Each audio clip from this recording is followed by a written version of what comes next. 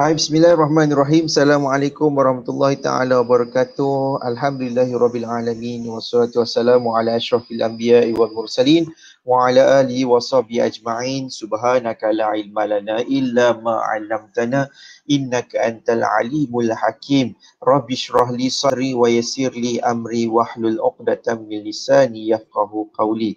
A'udzubillahi minasyaitonir rajim. Bismillahirrahmanirrahim. Alhamdulillahirabbil alamin arrahmanir rahim maliki yaumiddin iyyaka na'budu wa iyyaka nasta'in ihdinas siratal mustaqim siratal ladzina an'amta 'alaihim ghairil maghdubi 'alaihim waladdallin amin. Bismillahirrahmanirrahim. Alhamdulillahirabbil alamin hamdan yuafi ni'amahu wa yukafi'u mazidah. Ya rabbana lakal hamdu kama yanbaghi li jalali wajhika wa 'azimi sultanik. Allahumma salli ala Sayyidina Muhammad wa ala alihi wa sahbihi wa barik wa sallim. Allahumma aftah alaina abwabal khair wa abwabal barakah wa abwabal ni'mah wa abwabal rizq wa abwabal quwwah wa abwabal sihah wa abwabal salamah wa abwabal afiyah wa abwabal jannah. Allahumma aftah alaina hikmataka wa anshur alaina min khazaini rahmatika ya arhamar rahimin. ربنا لا تزغ قلوبنا بعد إذ هديتنا وهب لنا من لدنك رحمة إنك أنت الوهاب. اللهم بارك لنا في شهر رمضان وصلى الله على سيدنا محمد وعلى آله وصحبه وسلم. الحمد لله رب العالمين. Alhamdulillah, syukur kepada Allah Subhanahu Wa Taala kerana telah memanjangkan usia lagi, masih lagi pagi ni kita bangun bernyawa, masih lagi boleh bernafas, masih lagi kita dapat tengok live, masih lagi ada internet, dan siapa-siapa yang dengar dengan elok tu, dengar suara saya dengan elok, tak sangkut video-video tu maksudnya internet anda bagus. Alhamdulillah. Okay. Saya rasa internet saya pun cukup bagus pagi ni. Sebab saya rasa tak berebut sangat line-line Unify. Kadang-kadang line Unify dengan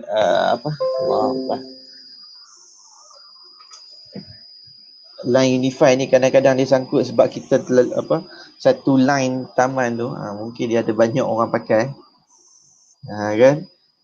Biasa jadi sebab saya pun baru tahu juga benda ni. Kalau kita lagi ramai pakai, kalau pakai Unify kan, orang kata Unify kan bagus, laju sebagainya. So tapi kita kalau ada ramai pakai dalam satu kawasan tu, dia akan jadi slow. Dulu saya pernah pergi dekat saya punya kawan saya punya rumah dekat Kuala Lumpur. Rumah tingkat berapa tu? Tinggilah, tingkat belah-belahnya tinggi. Dia pakai internet juga, dia kata pakai Unify, tapi dia kata Unify dia slow. Sebab apa? Sebab dia kata Unify ni dia satu bangunan tu, kadang-kadang ada ramai juga orang pakai. Kalau tambah-tambah kalau kena peak hour, kena waktu macam contoh malam nak tengok TV, more pakai nak tengok TV online, dia jadi lambat. Jadi pagi ni Alhamdulillah, siapa yang tengok dalam keadaan yang bagus ni, Alhamdulillah lah. Maksudnya line dia okey, dan saya pun agak seronok juga pagi ni untuk nak bercakap dengan anda semua. Dan wah, okey, ramai dah masuk dah. Bagus semua. Masuk kelas awal. Ni mesti masa sekolah-sekolah dulu ni. Jenis tak pernah kena tulis nama. Bagus. Ni ada Puan Syafarina Akmam, Fazirahani Johari, Ida Syuk, Bunga Cinta. Selamat pagi Puan Bunga Cinta. Salam Kak Kiah sayang. Assalamualaikum salam dan sahabat-sahabat yang sayangi. Puan Ida Syuk, Zana Zamara, Hawa AS Legacy. Bersama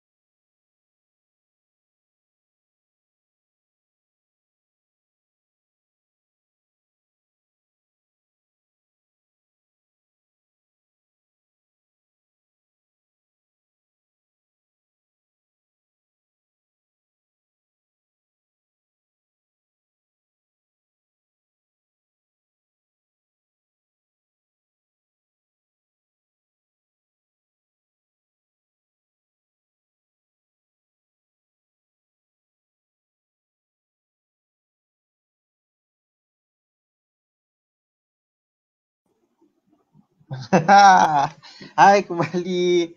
Aduh, itu dia lah. Dia tak boleh macam tu. Aku geram kau lah. Dia kadang bila dia tak boleh puji. Bila puji macam tu lah. Okay, minta maaf semua yang mana yang yang setia menunggu tu, terima kasih. Ada pagi ni tiba-tiba pula udah ujian macam ni kan. Geram kau lah. Ish. Ni okay, yang mana menonton ni semua boleh nampak ah. Cuba komen sikit. Ni saya tengok tadi kena disiplin lah tuan.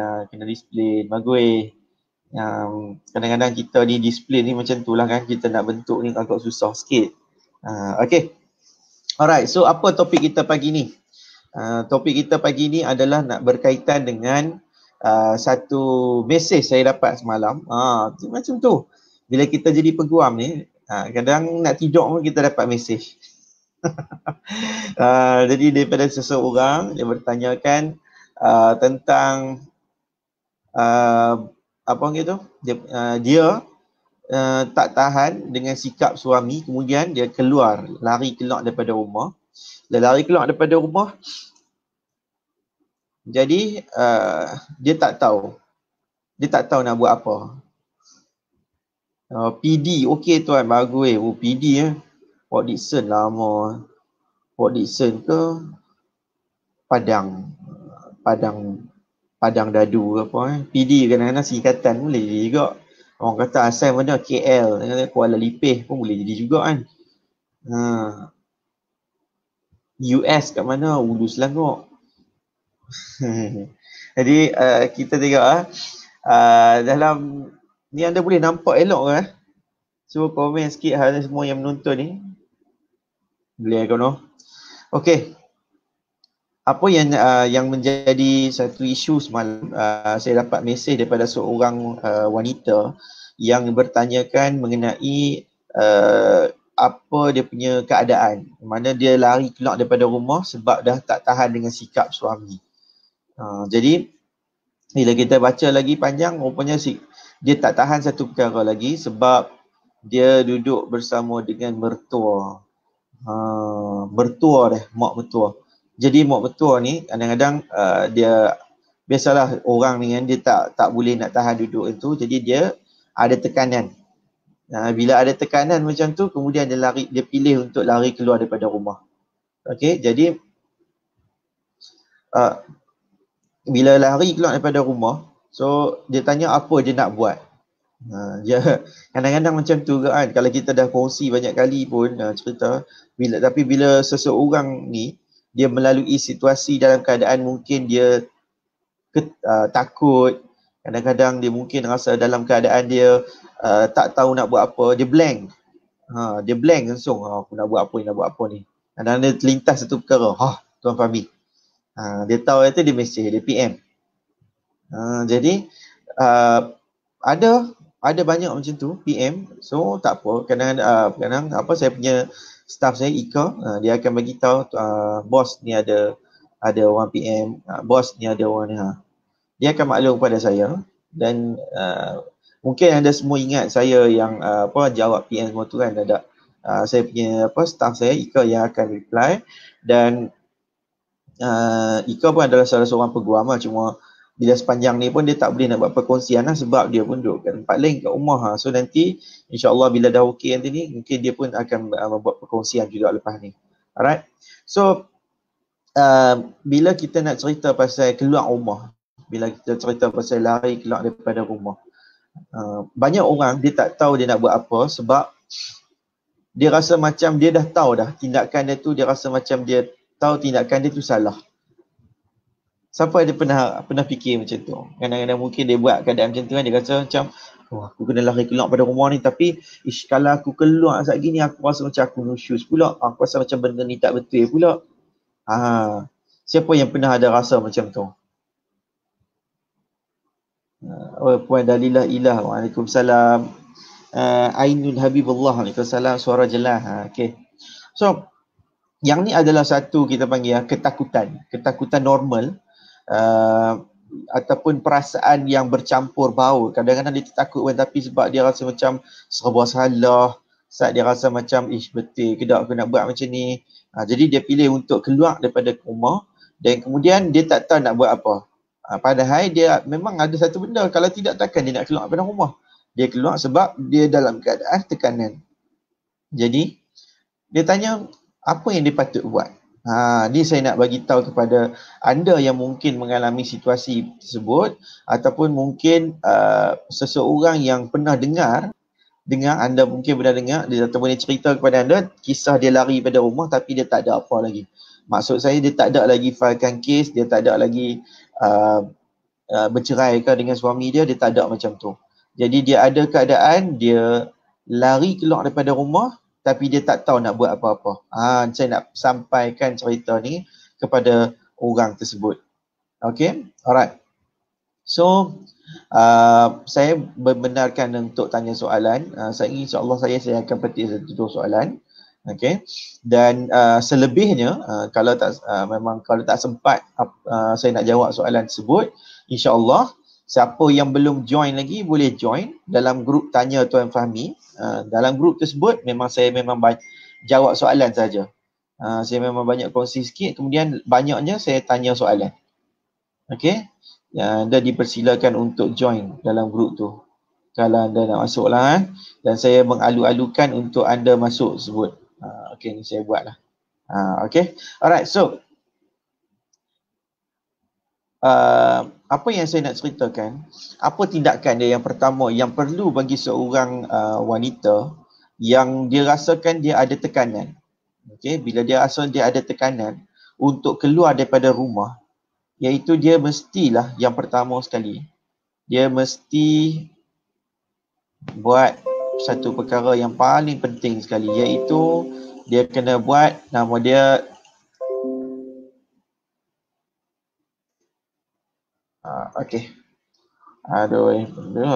dia kena buat laporan polis. Isteri yang diceraikan, isteri yang memilih untuk lari keluar daripada rumah, okay, kadang-kadang dia tak tahu dia nak buat apa, dia nak minta tolong siapa. Mungkin dalam keadaan yang tak ada lah macam dia kena pukul, tapi dia rasa macam dia dalam keadaan tekanan, dia nak lari keluar daripada rumah. So perkara pertama sekali dia kena buat adalah dia kena buat laporan polis. Sebagai kita panggil cover report. Kita bimbang satu perkara, anda lari keluar ke ataupun anda kena culik, ataupun anda kena tak culik pun kadang-kadang kita tak bagi tahu kita pergi mana, kadang membuatkan orang risau. Jadi bila kita buat dulu keluar terus pergi balai polis buat cover report, kita pun maksud nak tunjukkan perkara bahawa kita ni tidak memilih untuk nak tinggal saja. Tu petanda lah bahawa laporan polis ni kan. So kita bagi tahu kata saya nak keluar pergi mana, saya nak balik rumah mak apa sebab tekanan. At least lah kena buat perkara ni dulu, laporan polis dulu.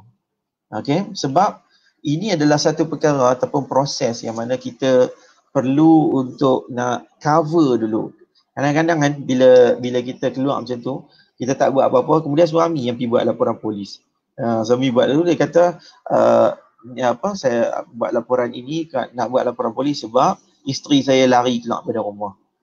Sedangkan kadang-kadang patutnya kita yang dulu waktu polis pun telefon, polis kata ni ada lari pergi mana-mana ke, sebab tu kita bagi tahu lah, dia kata saya keluar pada rumah. Tapi patut kita pula nak kena buat laporan. So better apa-apa tindakan pun, kalau kita pilih untuk nak lari keluar daripada rumah sebab dalam keadaan tekanan ke, kena pukul ke, ataupun dalam keadaan yang kita rasa macam kita dah tak apa nak suka dah. So keluar tu, biar keluar, jangan keluar kosong, terus ke balai polis dulu untuk buat laporan polis, cover report dulu. Okay, cover report. Alright. Kemudian bila yang kedua, satu perkara yang paling kita kena tahu, satu yang penting adalah kalau kita dakwa kata suami kita pukul, yang pertama kalau kita buat laporan polis, yang kedua dia mesti kena ada laporan perubatan, dia mesti kena ada pemeriksaan kesihatan. Sebab kalau kita kata nak dakwa kata suami kita pukul, which is dalam tempoh PKP ni antara benda yang tertinggi laporannya, sampai MKN pun dah keluarkan mesej kalau boleh berkata macam kerap lah kan, kerap dia duk bagi tahu tentang talian kasih lah, laporan tentang pukul lah. So maksudnya nak tunjukkan kata berlaku peningkatan kes pukul dalam rumah tangga. Jadi benda ni bukan dekat dalam Malaysia sahaja. Semua negara, kebanyakan negara yang berlaku perintah kawalan ni kan, kuarantin dan sebagainya, kes keganasan rumah tangga ni semakin meningkat tau. Dan orang anggap macam sepatutnya bila dalam keadaan PKP ni, sebaiknya ada hubungan yang baik dekat dalam rumah tangga antara suami isteri sebab banyak masa sebagainya. Tapi benda ni jadi sebaliknya. Jadi ramai orang tak sangka, dan sebab tu MKN keluarkan juga dia punya mesej tu nak tunjukkan kata banyaklah aduan.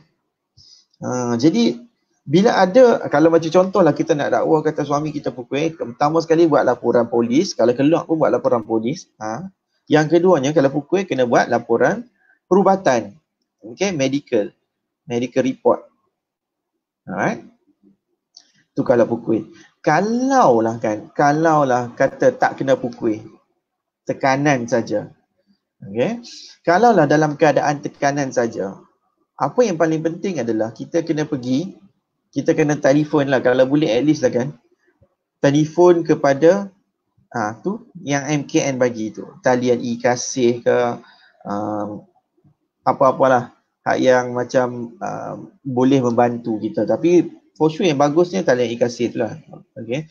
Sebab kalau dia orang boleh bagi nasihat juga, dalam masa yang sama mungkin dia orang, kalau kita tanya dia orang ada laporan ke sebagainya, so at least dia boleh bagi kat kita laporan yang betul-betul tulis. Dan yang paling penting sekali yang bagusnya adalah kalau kita nak dakwa kata dari sudut tekanan mental, kita dah tak ada perasaan dan sebagainya, saya selalu bagi tahu kalau kita masuk dalam mahkamah, kita tak boleh masuk tu dengan ayat mata darah. Maksudnya dah masuk dalam kandang, cakap cerita hak macam tu je, menangis bla bla bla sebagainya. Tapi benda tu kita kena tahu satu perkara, ayat mata darah kita tu, kalau kita cerita tu dia tak jadi bukti lagi, dia baru jadi dakwaan. Jadi hak mana kita nak buat bagi benda tu supaya nampak lebih real, lebih baik dan lebih mudah untuk kita buktikan. Iaitu kita kena pergi juga hospital, tapi kita minta untuk refer kepada pakar psikiatri dengan doktor psikiatri. Okay. So doktor psikiatri ni insyaAllah dia akan membantu anda dari sudut ujian dia. Mungkin dia akan ada memberikan pemberian ubat kalau kita dalam keadaan tekanan, sama ada bagi nasihat, ataupun mungkin dia yang paling bagus, yang paling penting adalah dia boleh buat keluar laporan perubatan. Yang tu insyaAllah, yang tu yang paling bagus sekali. Alright. Selain itu, apa yang paling penting kalau kita berlakukan tekanan, cuma masalah time PKP ni adalah kita tak boleh nak berjumpa dengan pegawai kaunseling ke pejabat agama. Sebab ialah tak beroperasi. Cuma saya tak dapat lagi lah maklum tentang operasi pejabat agama. Cuma ada yang mahkamah yang kita dapat dah operasi. Pagi ni saya dapat cerita tentang tarikh open mahkamah di negeri Perak. Negeri Perak saya maklumkan. Mana tadi? Ini adalah notis yang bertulis secara rasmi untuk Perak lah, seperti edaran daripada Jabatan Kehakiman Syariah Negeri Perak. So operasi dan standard dan garis panduan kebenaran operasi untuk kaki tangan mahkamah.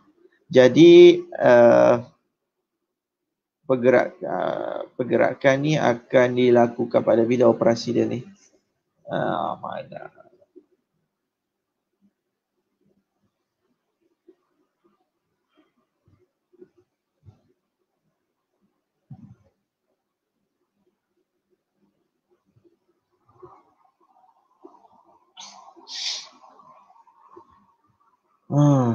Okey. Dia sebagaimana tarikh yang telah diberikan untuk daripada kerajaan persekutuan lah, kalau tak silap saya ni. Mana tak jumpa, tapi kalau ikutkan 2 Mei kot, dah start dah lah. Hari ni pun dah berapa? Hari ni pun dah 5 kan, 5 hari bulan. Tapi saya rasa kalau ikutkan mungkin minggu depan kot, sebab dia baru dapat edaran. Hari ni hari apa? Hari ni hari Selasa. Hari ni hari Selasa. Jadi mungkin lepas dah dapat edaran ni, saya rasa kalau nak jalan betul-betul pun mungkin Isnin minggu depan lah untuk orang Perak. Dan untuk Perak hari Rabu. Saya bagus ada orang tulis. Mam Iman ni sebenarnya. Cuma masalah dia still sama macam negeri lain yang dah buat keputusan, iaitu untuk kes-kes yang mendesak. Kes-kes mal. Maksud kes-kes mal ni adalah kes-kes yang berkaitan dengan inilah bab perceraian, hak jaga anak-anak, harta pencarian, faraid. Ni semua kes-kes mal lah. Okay, yang mana dia ada plaintiff, dia ada defendant, dia ada pemohon, dia ada respondent. So, kes-kes mal ni, kita panggil kes-kes yang antara tuntutan ni, yang kes-kes mendesak. Dia kata boleh mendengar dan diberi perhatian segera. Seperti kes perceraian, wali hakim, persetujuan bersama. Penguasaan perintah nafkah dengan persetujuan bersama, kes yang melibatkan tempoh masa, monan injasi dan kes-kes tertaluk pada pertimbangan ketua hakim syar'i. Jadi maksudnya tak semua kes boleh berjalan macam biasa untuk nak dalam kes-kes mal.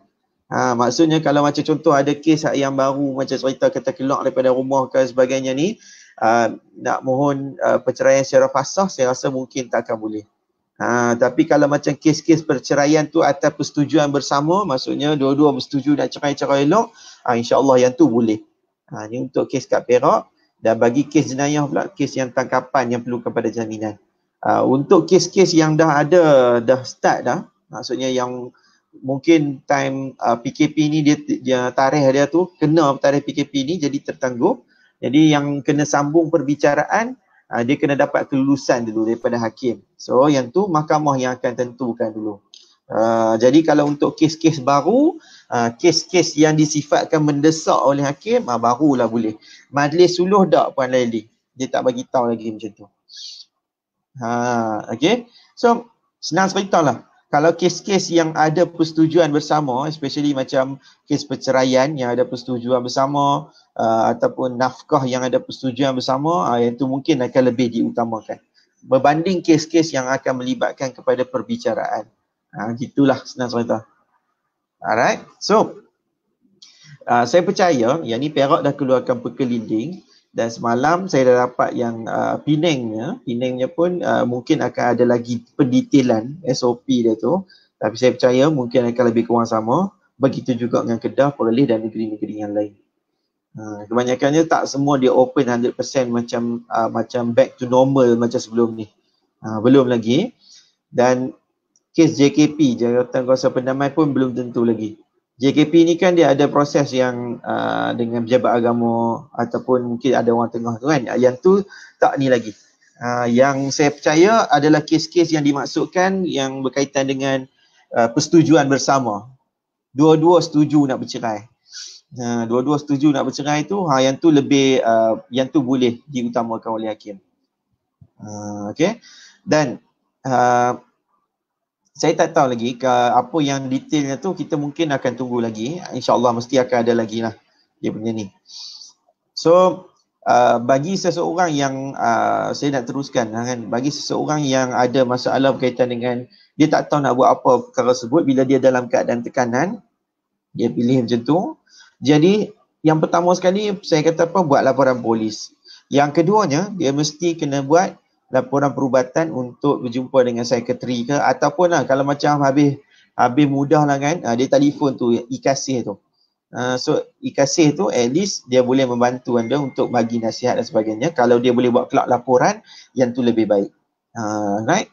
Dan apa-apa jua yang berbentuk tekanan perasaan ni, dia tak boleh sekadar untuk kita nak meluahkan saja. Kita lari keluar sebab bertua, kita lari keluar sebab adik ipar, kita lari keluar sebab abang ipar, ataupun kita lari keluar betul sebab suami kita sendiri. Tapi sebab kita tertekan saja, dia tak akan jadi mudah untuk nak dibuktikan. Okay, kalau kita dakwa, saya kata dia hanya ada keadaan yang mana kita dakwa sahaja. Tapi kalau kita nak buktikan, kita mesti kena ada laporan perubatan. Dalam fasah dia ada satu terma kan, dia kata seorang isteri boleh tuntut fasah jika sekiranya ada lazim menyakiti terhadap diri dia. So lazim menyakiti tu bukan sekadar fizikal jadi sakiti, mental tu pun kalau dalam keadaan kita rasa tertekan tu pun insya-Allah boleh. Tapi dia mestilah kena ada laporan perubatan. Sebab mental ni sakit. Sakit yang diri juga kan. Dia mesti diubati. Lagi daripada nak ubati tu macam mana? Mungkin dengan nasihat daripada pakar dia yang betul. Okay? Alright. So, itu tindakan dia yang perlu untuk seseorang isteri yang lari keluar rumah atas sebab tekanan perasaan dengan suami. Saya percaya banyak orang macam tu. Dia sebab tertekan saja. Sebab apa? Kadang-kadang kan orang ni bila dia mai ke kita, dia mai ke nak dapatkan khidmat nasihat. Bila dia nak dapatkan khidmat nasihat, dia cerita semua tu, saya akan tanya satu perkara. Yang paling penting sekali. Dia tanya, nafkah. Okey, kalau kan bila kita nak buka kes mahkamah di fasah ni kan, perkara pertama sekali yang kita kena tahu, kalau peguam tu tak tanya ni masalah untuk peguam tu. Kita kena tanya satu perkara dekat orang yang minta nasihat ni. Di mana maskan syar'i ni? Tahu maskan syar'i ni benda apa? Maskan syar'i ni maksudnya adalah tempat tinggal atau rumah matrimoni dalam bahasa undang-undang.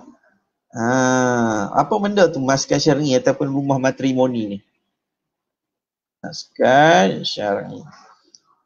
Maksudnya adalah tempat yang mana suami dia dengan isteri dia duduk. Okey. Lebih banyak. Contoh dia, kalaulah depa ni kata dia lari keluar daripada rumah. Maksudnya rumah siapa yang depa duduk tu? Contoh dia duduk dekat rumah mertua. Dah daripada awal kahwin sampailah ke sekarang duduk kat rumah mertua. So rumah mertua tu disebut sebagai maskan syar'i. Ataupun daripada awal kahwin sampai sekarang ni dia duduk dekat rumah dia. Maksud rumah dia ni rumah dia mak dia. Rumah mak dia ada ayah dia, ada adik dia, mereka duduk sekali semua. Jadi dia lari keluar daripada rumah mak dia pun boleh jadi juga. Itu pun disebut sebagai maskan syar'i juga. Ataupun ni hak paling bagus sekali adalah dia duduk dekat rumah yang mereka duduk bersama. Bukan antara rumah mertua ataupun rumah sendiri. Maksudnya dia duduk dekat rumah sewa ke ataupun rumah beli ke. Okey, jadi maskan syar'i ni adalah satu perkara yang paling utama sekali. Kena tanya dan kita kena tahu. Sebab apa? Dalam maskan syar'i ni baru kita tahu nafkah tempat tinggal yang disediakan. Okay, nafkah tempat tinggal disediakan. Sama ada suami ni ada sediakan rumah yang berasingan ke ataupun dia hanya sekadar duduk tumpang dekat rumah siapa-siapa. Maksudnya rumah mak dia sendiri ke ataupun rumah mak kepada isteri dia. So yang ni perkara pertama kita kena tahu. Dan kalau kita dah tahu maskan syar'i ni, dia akan lebih memudahkan kepada proses-proses yang seterusnya. Jadi sebab tu bila kita dengar cerita, dengar aduan yang orang dapatkan nasihat, dia akan bagi tahu kat kita cerita ni. Duduk saya lari keluar pada rumah ni apa semua tu, dan kemudian saya tak boleh tahan semua tekanan. Jadi kita akan tanya, tempat tinggal macam mana? Dia kata tempat tinggal suami dia bayar. Suami dia bayar sewa, suami dia ataupun bayar setiap bulan. Dia bagi tahu kata nafkah okey. Kadang-kadang mungkin tak cukup lah. Dia terlampau kedekut, minta duit kadang tak bagi, kedekut. Nak beli apa semua tu kadang-kadang kira. Tapi tengok-tengok makan minum dia semua tu, dia suami dia belikan. Barang-barang basah, barang-barang dapur semua. Barang kering, basah. Okay. Semua tu disediakan oleh suami dia. Jadi dia tak ada tekanan dekat nafkah tersebut. Tambah-tambah pula orang ni dia suri rumah saja. Jadi masalah sikit kan orang-orang macam ni sebab dia nak buktikan dekat mahkamah hati ni. Kata tak bagi nafkah tak ada. Jadi tanya pukul pun tak ada. Cuma masalah dia apa? Sebab suami dia kadang-kadang suka baran, naik suara tapi tak pernah pukul pun dia, ataupun mungkin suami dia jenis orang yang suka merajuk sikit-sikit, tarik muka kemudian lari keluar, kadang bawa bincang tak mau. So dia makan hati, dia rasa macam aku geram dengan lelaki aku ni. Sikit-sikit macam ni, sikit-sikit macam ni, aku dah tak fed up. Tapi dia bab nafkah dia bagi, bab pukul pun tak pernah, buat apa hak lima tak pernah. Cuma dia masalah dia dari segi tekanan mental sebab layanan suami ni dia tak ada sifat macam tu. Sedangkan dalam rumah tangga ni, bila rumah tangga Islam, Apa yang paling penting dalam bab perkahwinan adalah setiap perkahwinan dia mesti ada mawaddah wa rahmah. Yang ni memang pegangan asas kalau kita sebagai seorang peguam syar'i ke ataupun hakim syar'i ke. Dalam perkahwinan dia mesti kena ada benda tu, mawaddah wa rahmah. Mesti kena ada kebahagiaan dan juga rahmat. Kalau tak bercakap, duduk mungkin duduk satu rumah tapi tidur bilik berasingan, dan bilik berasingan kadang-kadang kan dalam perbahasan kitab fiqh, tidur pun kalau tidur tu mengadap, maksudnya bukan mengadap lah, bertentang mengadap. Satu katil pun tapi dia ni seorang ni tidur mengadap belah kiri, seorang tidur mengadap belah kanan, tak pernah tengok bermuka, yang tu pun mungkin tak ada mawaddah warahmah juga. Tu sampai terang tu, ni Islam nak detailkan. Okey, jadi bila tak ada mawaddah warahmah ni, kita panggil dalam keadaan kita tu dah tak ada kebahagiaan, dah tak ada rahmat dalam rumah tangga, asyik duk tarik muka saja. Jadi benda-benda ni lah yang kadang-kadang menjadikan seorang isteri ni tekanan, dan kita tak boleh tekanan tu sekadar kita mencerita saja. Dia mestilah kita buat laporan kesihatan, psikiatri kita macam mana. Semua itulah yang akan boleh membantu. Kalau lepas PKP ni dah ada dah boleh start untuk berjumpa dengan pegawai kaunseling, kita kena jumpa pegawai kaunseling. Yang tu pun penting juga sebab kita nak laporan daripada pegawai kaunseling pejabat agama. Okay, that's why ada kebanyakan kes yang tak open kes pasah. Dia tak buka kes pasal ataupun cerai taklik sebab dia tak ada merit kes yang cukup kuat. Dia hanya ada kata cerita tentang tak sepahaman. Dia macam rasa dah tak ada perasaan kasih sayang. That's why kes-kes macam ni lah yang selalunya dia open kes Seksyen 47 saja. So untung bagi negeri yang mungkin ada Seksyen 47 dia tu sampai proses kepada hakam. Tapi kalau proses negeri-negeri lain yang tak ada hakam ni, dia panjang sikit. Okay, so macam tu yang saya nak cerita kepada anda semua. Apa tindakan bagi seorang isteri yang lari keluar daripada rumah disebabkan tak sepahaman dan juga ada tekanan. Kadang-kadang dia cerita tu tekanan tu tengok-tengok tak ada pun tekanan daripada suami. Kadang-kadang suami dia okey je.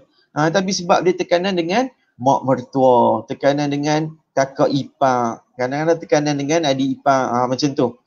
Jadi orang macam ni pun dia tak boleh nak kata sebab suami dia salah. Kadang-kadang suami dia pun adalah salah juga. Salahnya dia tak mau tak mau asingkan isteri kena duduk kat tempat yang asing ni. Sebab tu dalam Islam ni, apa yang penting adalah bila kita nak berkahwin tu, kita kena sediakan tempat tinggal yang berasingan. Kalau isteri kita ni dia nak duduk berasingan, dia nak selesa. Banyak keadaan yang saya bawa kes di mahkamah, dia bawa duduk kat rumah mertua. Jadi sebab tu timbul isu yang kadang-kadang duk naik cerita dalam mana-manalah majalah ke TV ke, dia kes mertua dengan menantu. Sebab peranan kita sebagai seorang suami, sebagai seorang lelaki, anak lelaki ni, kita kena jaga dua-dua. Kalau kita kahwin, kita kena jaga amanah isteri kita. Kalau kita masih ada mak, kita kena jaga mak kita juga. Tu beratnya jadi lelaki ni. Jadi kalau isteri kita nak ada keselesaan, kita kena sediakan rumah yang berasingan. That's why pentingnya kemampuan untuk berkahwin tersebut. Bukan sekadar kemampuan nak bersetubuh kan. Dia mesti ada kemampuan kewangan juga. Kena be realistic. Betul lah orang kata kahwin akan dapat rezeki. Contoh. Lepas tu dalam keadaan dia pun bukan ada duit sangat pun. Kahwin juga. Bila kahwin juga dia tunggu kata ada rezeki. Memang takkanlah dia main macam tu. Usaha tu kena lebih juga. Rezeki tu akan dapat kalau kita berusaha lebih. Dalam zaman sekarang ni, dia tak boleh lah dalam keadaan kita saja. Kita saja bekerja kan. Mungkin lah kita kena ada 2 orang bekerja. Kalau pun lah kan, dia rasa macam dia tak nak isteri dia bekerja, dia kena ada usaha lebih lah. Usaha yang nak menyebabkan dia dapat pendapatan yang lebih tu untuk dia sediakan yang terbaik kepada isteri dia. Sama ada dia menyewa rumah asing ke ataupun lebih bagus dia beli rumah. Okay. So, alright, saya panjang pula saya bercakap kan. Okay lah, tak apalah. Begitulah keadaannya. Keadaan yang mana bila seorang isteri ni lari keluar daripada rumah, dia kena tahu dia lari tu sebab apa, dan buat report polis. Yang paling penting kena jumpa dengan secretary dan juga counselling. Alright. Okey, saya harap yang ni dapat membantulah sikit untuk kita bagi tahu. Dan okey, saya nak ambil soalan. Okey, Puan Naziha Fazil. Pagi ni saya hanya akan pilih sikit saja soalan sebab kita sampai pukul 9 saja.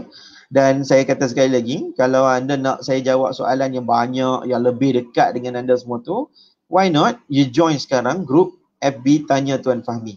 Khas untuk wanita sahaja. Tu tengok duduk bawah tu duduk jalan kan. Memang kat sana tu saya nak jawab soalan je saya rasa. Tambah-tambah time-time bulan puasa ni, kalau tak larat juga kita nak fikir nak buat soalan apa, nak buat cerita apa hari ni kan. So saya ambil soalan je.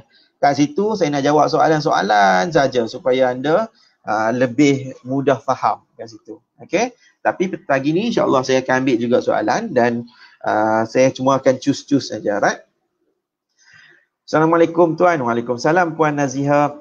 Kalau ni kadang-kadang orang Selangor ni. Kalau lari keluar dari rumah yang isteri sediakan dan bukan suami yang sediakan, macam manalah ia? Kena buat laporan polis juga ke? Sebab memang dah bagi tahu pada suami lokasi ke mana arah dituju. Okey. Kenapa kita buat laporan polis ni? Okey. Tujuan dia adalah untuk tak mau bagi orang bimbang. Tu yang pertama dia. Okey, tak mau bagi orang bimbang. Buat je lah laporan polis. Walaupun rumah tu kita yang duk bayar setiap bulan, potongan duit daripada gaji kita ke, kan? Ataupun memang kita do bank in setiap bulan dekat tuan rumah ke. Jadi kita, ataupun kan, macam saya kata tadi, dia duduk dekat rumah mak dia, suami dia pun duduk dekat rumah mertua, maksudnya duduk kat rumah mak dia, ada ayah dia sekali, dia berlari keluar rumah. Padahal menantu dia ni tak lari pun, ataupun suami dia tak lari keluar rumah, dia yang lari keluar pada rumah dia sendiri. Okey, tak ada masalah. Lari keluar daripada mana pun tak ada masalah. Kena buat laporan polis sebab apa? Kita bimbang. Bimbang tak ada kabar kita. Buat je laporan polis tu. Okey, walaupun kita bagi tahu, kata kita dah bagi tahu ke mana lokasi, ke mana arah dituju tu, tujuan dia untuk cover report. In case kalau suami buat laporan polis dulu, kata kita lari keluar rumah, kita bagi tahu dulu. Kata kita keluar sebab apa. Okey, supaya dia boleh jadi satu bukti. Dan kalaulah kan memang isteri yang sediakan maksudnya sediakan rumah, dia yang bayar segala-galanya untuk rumah tu, sama ada sewa ke, potong gaji ke, ataupun kemudian dia juga yang bayar bil-bil semua. Jadi dia dah menjadi satu kekuatan dah. Okey, jangan bimbang, yang tu dah menjadi satu merit case, kekuatan case yang dah cukup kuat kalau isteri yang bayar duit rumah tersebut. Okey, jangan bimbang. Kalau kita lari keluar tu, dia dah jadi satu, orang kita panggil dalam bahasa perundangan syariah ni, qarinah. Qarinah ataupun tanda-tanda yang cukup kuat, kita keluar daripada rumah sendiri sebab apa? Sebab kita dalam keadaan tekanan. Kalau Puan Naziha Fazil beritahu kata puan keluar tu, puan yang keluar daripada rumah sendiri, kita pernah ada juga keadaan yang mana mungkin dia halau suami dia. Ambil keluar daripada rumah aku. Bukan bayar apa pun. Contoh macam tu. Dia kata ni rumah aku, ni rumah saya, ni rumah I, you kena keluar. I dah tak suka orang ayah. Pun boleh jadi juga. Ada juga keadaan macam tu. Dan dia ada hak sebab itu rumah dia. Suami dia tak sediakan apa pun. Kalau macam dalam keadaan macam tu, tak ada perjanjian kata suami dia tanggung sikit ke, dia tanggung sikit ke, tak ada. Dia je yang tanggung semua. Suami dia pergi kerja untuk cari duit sendiri ke, ataupun just untuk tanggung anak-anak saja. Tapi untuk isteri je yang tanggung dia sendiri. Dia kalau dia halau pun, yang tu jadi hak dia. Sebab apa? Sebab sepatutnya tugas menyediakan nafkah ni adalah tugas suami. Nafkah ni maksudnya tugas menyediakan tempat tinggal. Sepatutnya tugas suami. Tapi isteri yang ambil alih benda ni. Okey, melainkan memang ada persetujuan. Perjanjian persetujuan kata tak apa, Aman duduk rumah, saya yang aja, Aman jadi Mr. Mama kat rumah. Suami jadi suri rumah. Pun ada juga keadaan yang tu kita tak boleh buat macam tu. Sebab kita dah ada persetujuan. Ni cerita kalau hak yang lelaki tak buat apa, duduk kat rumah mengangah. Ngangkang tengok TV. Kita yang tanggung segalanya. Kalau kita nak halau pun, yang tu hak kita. Sebab sepatutnya tugas suami adalah menyediakan nafkah tempat tinggal yang terbaik. Dan makan minum. Dan kalau kita dia tak sediakan macam tu, yang tu menjadi hak kita sebab rumah tu rumah kita. Okay. Alright. Okay. Puan Nurul Ain, kalau kita pergi perubatan Islam, ruqyah, sebab tekanan, boleh dikira tak? Kan nak pergi ruqyah tu pun kena isi borang juga, boleh dikira tak? Saya ambil pendekatan di sudut undang-undang, okay? Tak dikira. Tak dikira. Sebab ruqyah ni, kita tahu dalam fahaman kita sebagai seorang Islam sahaja. Okay? Ruqyah ni adalah satu bentuk perubatan Islam. Okay? Perubatan Islam yang dia tujuan ya untuk macam nak kita kata buang sihir dan kata-kata ada gangguan makhluk halus dan sebagainya tersebut kan. Yang tu lebih utama lah kalau kita nak faham. Jadi orang ni kalau buat ruqyah ni, yang meruqyahkan tu, dia tak ada satu kelayakan dia. Kelayakan dia untuk apa? Untuk dia nak buat kelak laporan perubatan.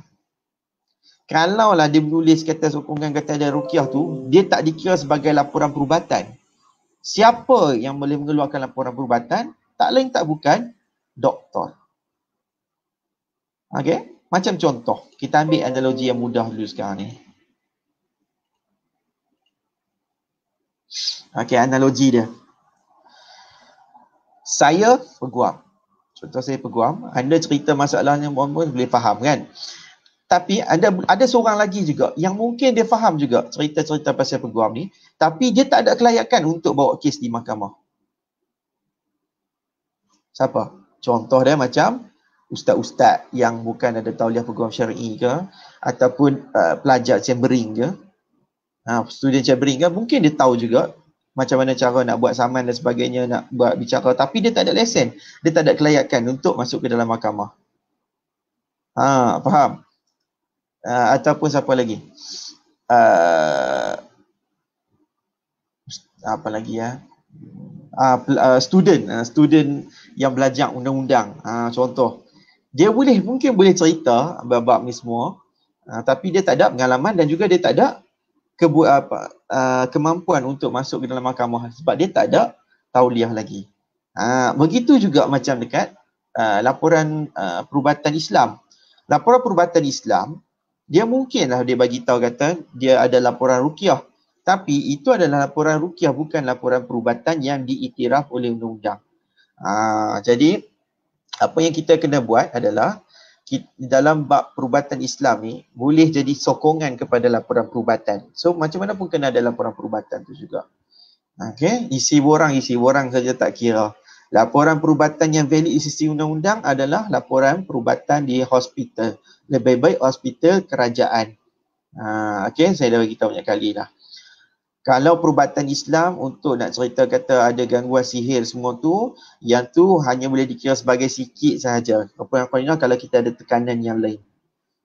Okey, ataupun mungkin kita ada gangguan sebagainya. Tapi saya dah lama tak pernah dengar lagi dah tok rumah yang tak betul ke, tok rumah Islam yang betul ke, yang pegawai perubatan Islam ni mai ke mahkamah untuk bagi keterangan. Kebanyakannya hakim pun tak mau nak ambil keterangan tersebut. That's why kalau orang dia bagi tahu kata sebab gangguan sihir dalam rumah tangga sebagainya semua tu, payah untuk hakim nak terima. Bukan kami tak percaya, tapi dari sudut undang-undang tu. Dari sudut undang-undang tu payah sikit nak terima kesaksian dia tu macam mana. Sebab kita tak nampak benda yang zahir. Satu. Yang keduanya, dia tak ada tauliah yang betul untuk mengeluarkan laporan tersebut. So laporan tauliah yang betul ni doktor lah. Dia bukannya kita kata pegawai perubatan Islam ni tak betul. Boleh jadi betul, cuma dia tak ada tauliah yang di sisi undang-undang ni. Alright? Okay. Apa Kak Kiah ni? Macam BSK Selangor boleh buat aduan dalam FB rasmi untuk mereka semak dalam masa PKP. Tu bagus. Nampak PA saya. PA saya bagus. Dia bagi tahu kata BSK Selangor boleh buat aduan dalam FB rasmi. Saya rasa dekat negeri lain pun mungkin lebih kurang juga boleh buat aduan macam tu. Okey. Yang ni bagus. Puan Izzati Zayani. Tuan, macam mana saya nak kontak tuan ya? Kontak saya melalui pegawai saya, iaitu saya punya staff, Ika. Anda boleh PM. PM saja. Number ada dekat dalam saya punya page ni kan. Dia tekan. Ada button play WhatsApp tu. Anda tekan je, nanti dia akan direct masuk ke dalam WhatsApp. Okay. Ataupun kalau macam contoh anda nak simpan terus number, anda salin number ni.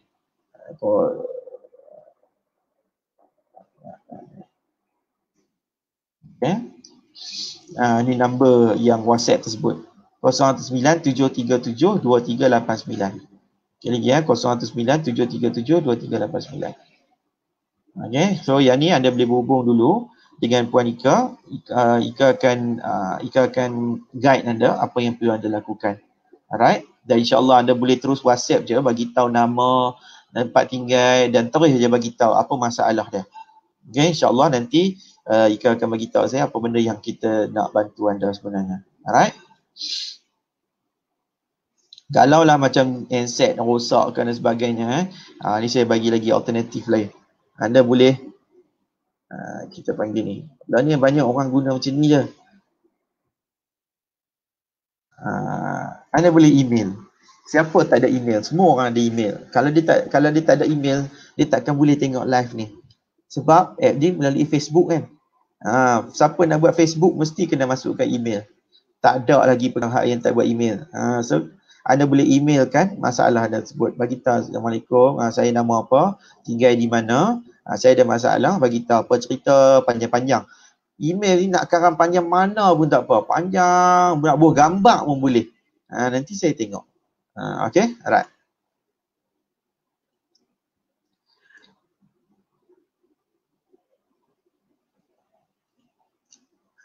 Okey, Puan Rohani Saleh. Suami tak sediakan tempat tinggal. Dia keluar dari rumah saya hampir 2 tahun. Dia menyewa bilik yang tak sesuai untuk saya tinggal bersama. Okey, sewa bilik. Nafkah hampir 4 bulan dah tak beri pada saya, zahir dan batin.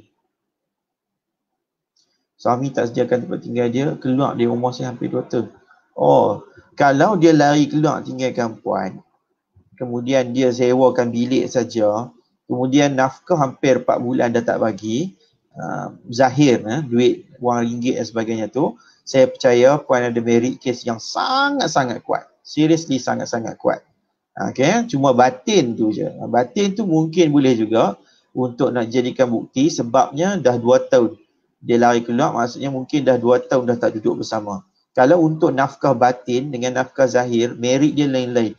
Nafkah zahir dia mesti 3 bulan tak dapat nafkah, ataupun mungkin 4 bulan, tengok dalam negeri lah.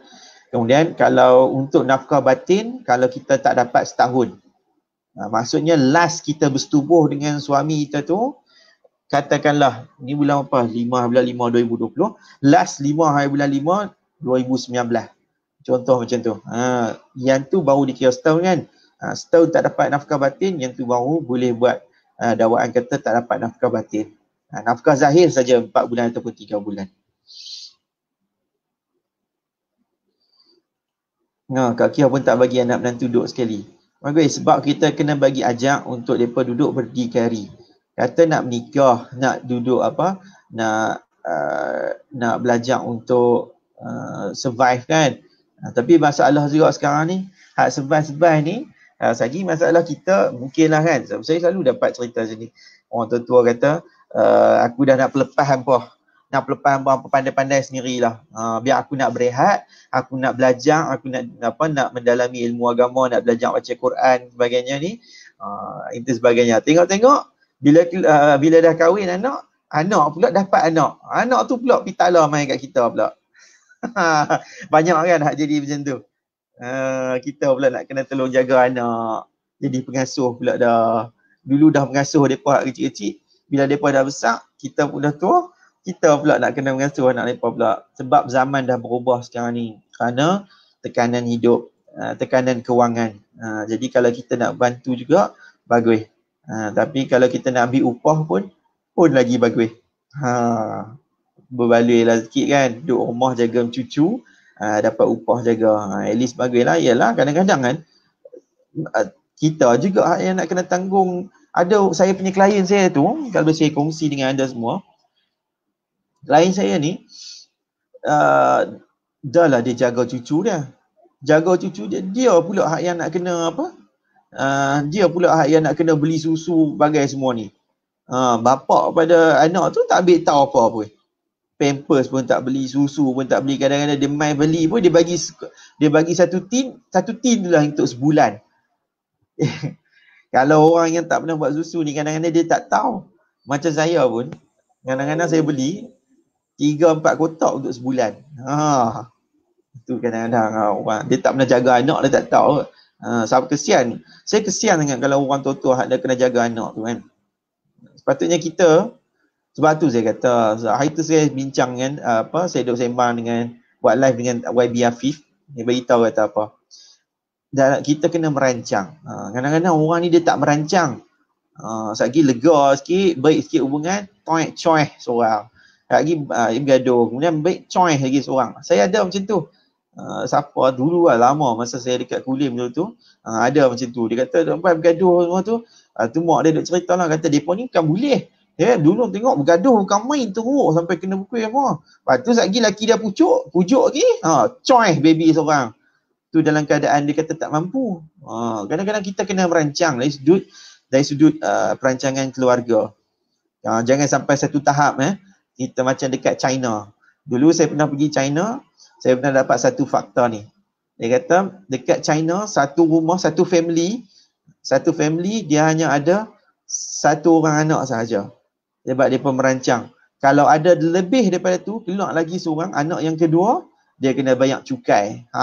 Memang kena bayar cukai. Seorang anak yang kedua bayar cukai. Kena tengok anak yang ketiga pula kena bayar lagi cukai. Sebab dia nak kawal populasi tu. Kita pun tak mustahil. Sebab kalau kita nak jaga macam tu, kekangan tu, jadi mungkin kita pun akan berjaga-jaga juga untuk kita nak stabilkan kewangan. Betul lah anak ni punca rezeki. Tapi kalaulah kita ada plan untuk dapat anak lebih, kita kena ada plan juga untuk dapatkan pendapatan lebih.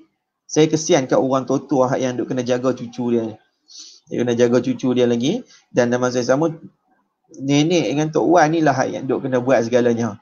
Kalau dia main duk bagi juga, bagi barang, bagi apa, beli semua. Anak ni kadang duk makan beras minum semua ni tapi tak pernah bagi apa. Tahu kata, mak bagi mak ni dia duk kira dia saja. Saya tak mau cerita ni, nanti kita simpan tajuk lain lah. Okay. Puan Id Nadlia, macam mana pula laki jenis kaki pukul setiap kali bergaduh? Saya keluar rumah and stay rumah family. Husband tak pernah bagi nafkah sepanjang duduk asing. Satu je, kalau kita dah kena pukul, ni Puan Id Nadlia ni punya cerita ni cerita standard. Okay, Puan Nadlia, cerita standard sebab apa? Sebab memang banyak cerita macam ni, dah kena pukul kemudian lari balik duduk rumah family. Tak ada salah apa. Cuma masalahnya kena tahu satu perkara, buat tak laporan polis kata kena pukul tu. The problem is banyak isteri yang kena pukul ni, dia tak mau buat. Ada yang dia tak buat laporan, dia kesian. Dia kesian kat orang lain lebih besar daripada dia kesian kat diri dia. Kita, kalau kita nak kesian kan, pertama sekali kita kena kesian kat siapa? Kat diri kita tau. Kalau macam saya pergi belajar bisnes lah ni kan, dia bagi tahu kalau kita buat bisnes apa pun, siapa yang orang pertama sekali kita kena bayar gaji. Kalau kita ada pekerja, kita kena bayar dekat diri kita. Sebab kita yang buat bisnes tu. Jadi kita kena bayar kat diri kita. Kalau anda kena pukul, the business is yours. Diri kita tu adalah bisnes kita. Kalau kita dipukul, dinafikan hak kita sebagai seorang isteri yang perlu dibela oleh suami dia, dipukul, maksudnya kita ada hak untuk mempertahankan diri kita. Kalau kita buat laporan polis, jangan buat laporan polis kata tulis untuk rujuk mahkamah syariah saja. Buat laporan polis tu, biar laporan polis untuk tangkapan segera. Tekan sungguh-sungguh kat polis tu. Saya buat laporan ni untuk tangkapan segera. Saya tak mau ada benda-benda lain. Saya nak laporan polis ni buat tangkapan segera. Ni bukan kali pertama kena pukul, ni kali kedua dah saya kena pukul. Cerita macam tu. Kalau kali pertama pun bagi tahu. Saya ni kali pertama saya kena pukul, pernah teruk. Mak pak saya pun saya tak pernah kena pukul macam tu. Tiba-tiba aku jadi semangat je. Faham? Ni nak terang apa sungguh-sungguh ni. Kena buat laporan polis tu, biar laporan polis yang bukan untuk rujukan mahkamah syariah. Kadang-kadang bila main laporan polis saya tengok laporan untuk rujukan mahkamah syariah. Untuk apa?